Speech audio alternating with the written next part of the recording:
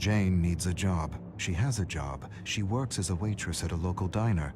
She needs another kind of job, a role, a part, something.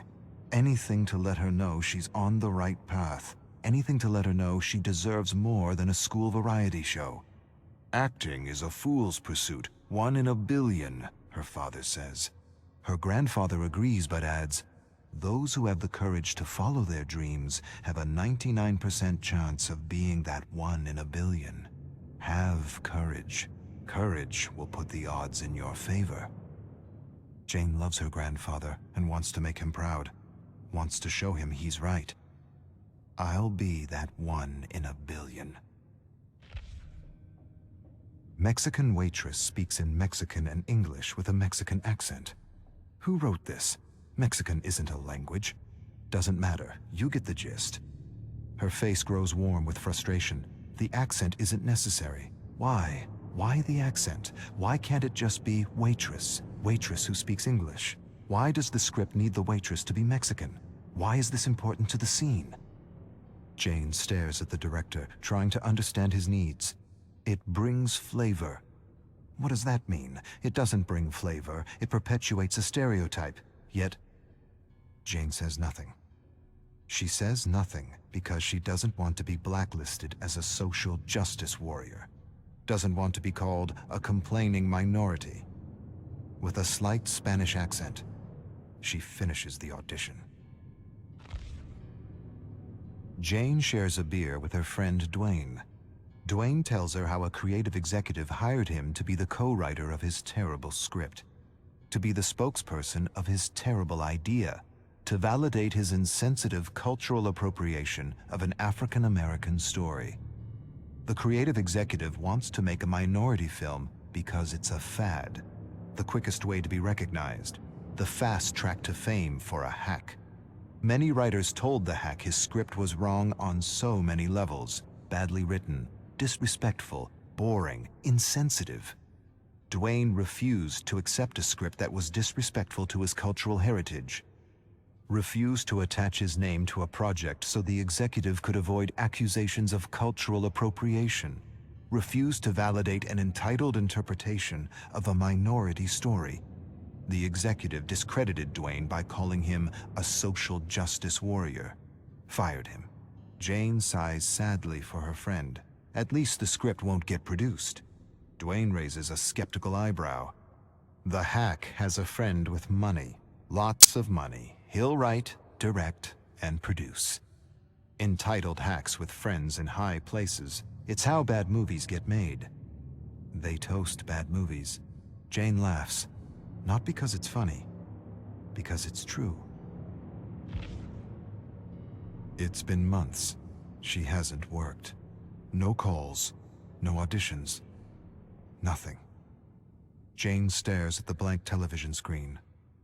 As a child, she used to imagine herself on television. She doesn't see herself on television anymore. Something is happening. She can't see herself succeeding anymore. She wishes for her shot, her 1 shot, her 1 in a billion shot, but scripts for her are few and far between, nothing beyond the stereotype. Her agent shouldn't care. He should put her forward for all the female roles in her age range. She can play any female role, lead or support, and yet she only gets auditions for the spicy Latina, or the funny immigrant, or the waitress with the accent, never just woman, American. That's all she wants. She stares at the snowy television, tries to visualize herself as the star of a show, but can't. The phone rings. Her agent. An audition. A major part in a play, and it pays well.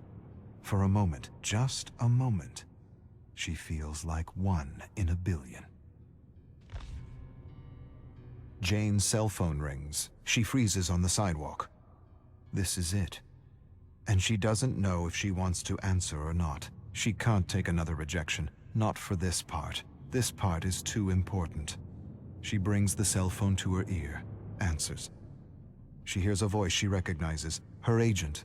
He tells her how everyone enjoyed her audition. How everyone thought she was just fantastic. He goes on about something else. She waits for the but. The proverbial but. 1,000 compliments negated by one single, all-destroying but. It doesn't come. She listens to the trivial notes and waits for the polite rejection. Instead, you got the part.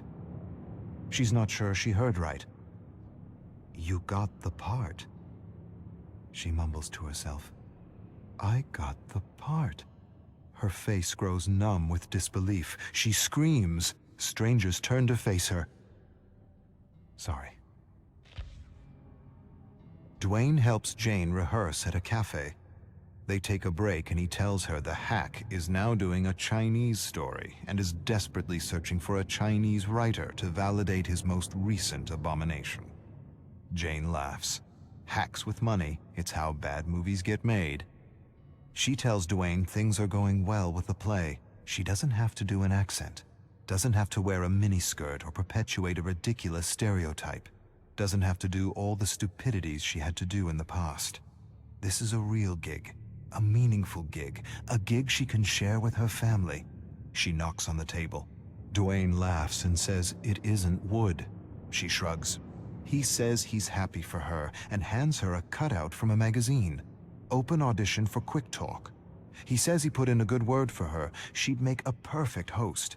She thanks him, but the play takes all her time. Too bad. You're the most real person I know, and that's what the show needs. Authenticity. Last rehearsal before opening night, and she's nailed her role despite some last-minute changes to the script. She feels the adrenaline and a great sense of flow unlike anything she's ever experienced before. The director claps after the last line is delivered. He approaches her, tells her he's amazed, impressed, inspired. But he feels her character would work better with an accent. A what? The request undermines her, shatters her. Why? I don't understand. For giggles. It would be fun. The character doesn't need an accent. The character is fine without an accent. But it would add comic relief. Comic relief!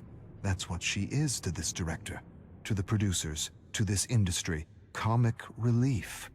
She stares at him, waits for him to burst out laughing, waits for him to say he's joking, waits for an apology that never comes.